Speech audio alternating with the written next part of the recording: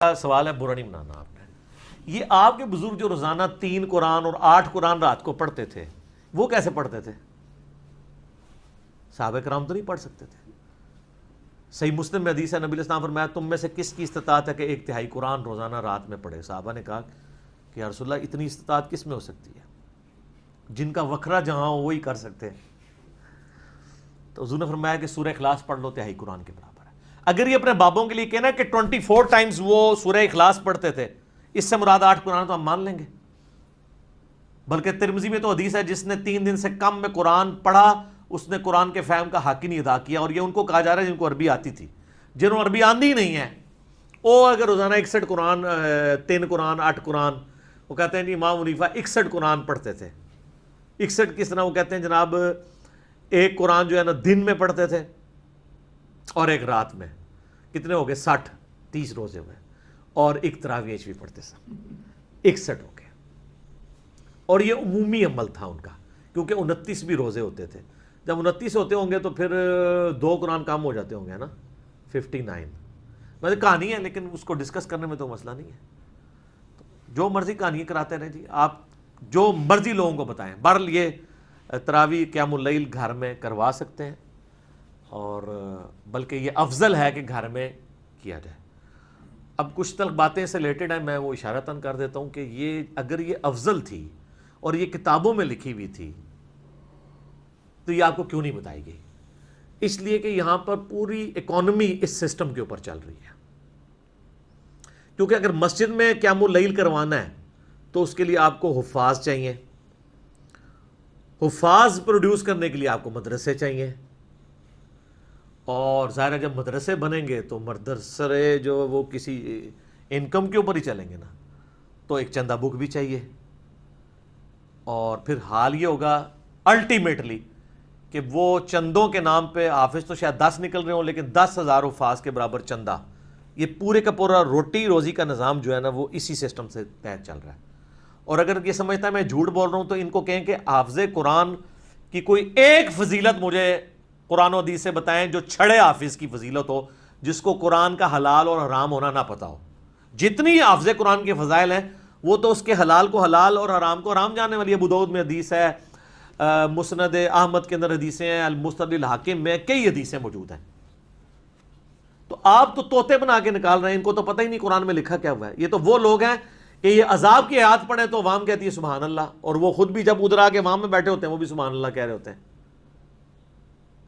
وَلِعَوْذُ بِاللَّهِ تعالیٰ تو نہیں پڑھیں گے، اللہم اجرنا من النار تو نہیں پڑھیں گے، ان کو پتہ ہی نہیں ہے۔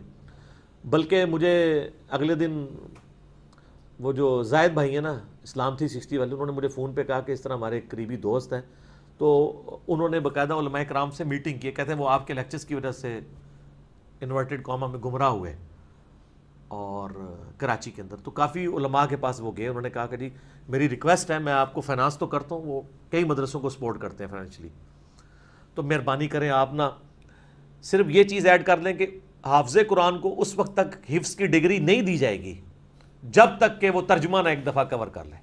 ایڈی سادی گل ہے سرکار، کوئی بھی عالم تیار نہیں ہوا اس کے لیے۔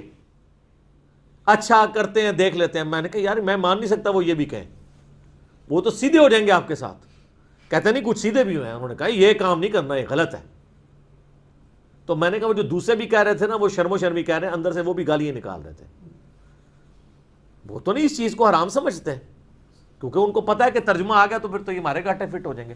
تو ایسے حافظوں کے اوپر اگر امیدیں لگائیں گے نا ان کے ماں باپ نے کہ جی وہ ابو داؤد اور حاکم کی روایت ہے کہ ان کے ماں باپ کو ایک ایسا تاج بنایا جائے گا جو سورج کی روشنی بھی باندھ پڑ جائے گی، تو اس میں آگے الفاظ ہیں کہ جس نے قرآن کے حلال کو حلال اور حرام کو حرام جانا اور اس کے مطابق عمل کیا وہ صاحب قرآن بھی ہوا، اس کے لیے فضیلت ہے۔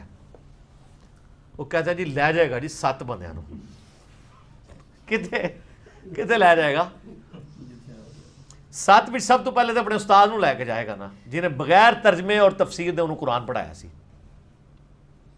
جتنے بھی لے کے جانا سی۔ تو انہوں پتا ہے جو اس تو بغیر ہوئے گا تو کتنے جا رہا ہوئے گا۔ اس لیے آپ دیکھتے ہیں کہ حافظ جتنے بن کے نکلتے ہیں نا، یقین کریں ان کے جب آپ دنیا میں کرتوت دیکھتے ہیں تو شیطان بھی پناہ مانگتا ہے۔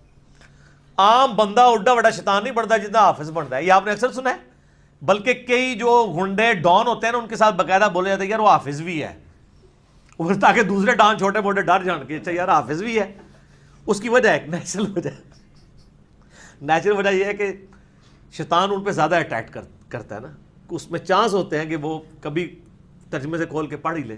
بل میں نے اپنی زندگی میں یعنی اگر انسانوں میں شیاطین دیکھے ہیں نا, عام لوگ اور جو حافظ بگڑے ہوئے ہیں, سر توبہ توبہ توبہ کرو.